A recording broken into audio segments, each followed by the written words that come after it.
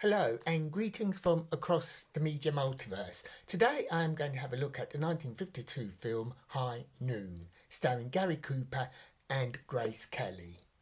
Is it as good as they say? Does it still stand up? Let's have a look. Marshal William Kane marries Amy Fowler and prepares to retire. However, Frank Miller, a vicious outlaw that Kane imprisoned a few years earlier, has been released, and he is now coming back to town for revenge against the Marshal. Although Kane has retired, he stays behind to make sure that Miller is put away again. So he needs to round up a posse of deputies to help him accomplish this task. And time isn't on Kane's side, as Miller's train will be arriving into town just over an hour's time.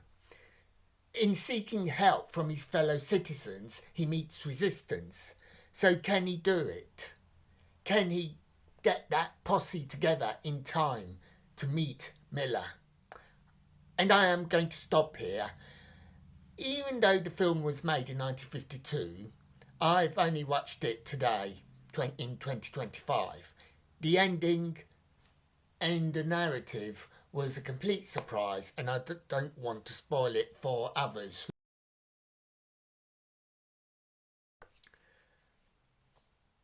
I am not a fan of westerns as a genre, and for that reason I have never watched this film before. People have always said that it is a really good movie, and so I felt it was about time to give it a whirl. And I enjoyed it.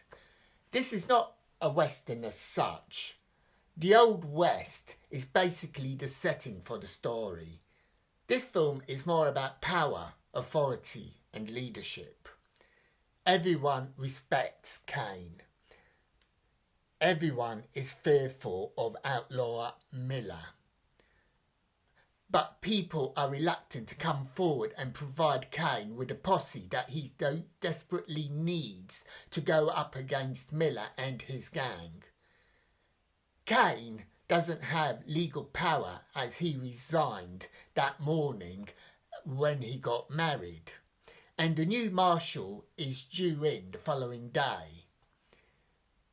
Kane has to rely on his good name in the town, a town that he made safe, and Kane has to call in favours from his fellow inhabitants.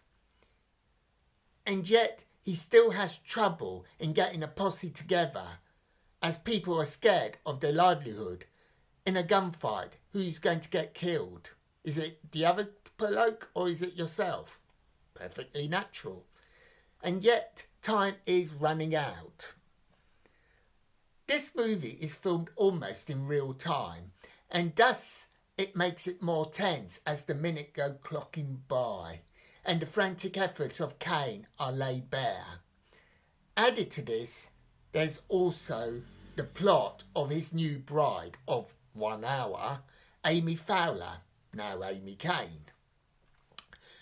She doesn't understand why Kane is free to leave the town, and yet he doesn't, potentially leaving her as a widow of only 1 hour's marriage. And this view is also expressed around the town.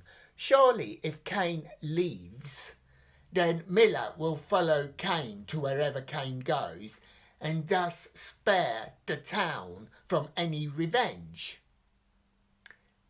Big questions are thrown up over this film. And what would you do if you lived in that town?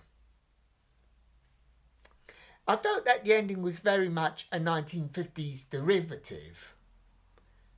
But the power of this film is in the hour leading up to Miller's arrival at high noon. And those are my thoughts on High Noon.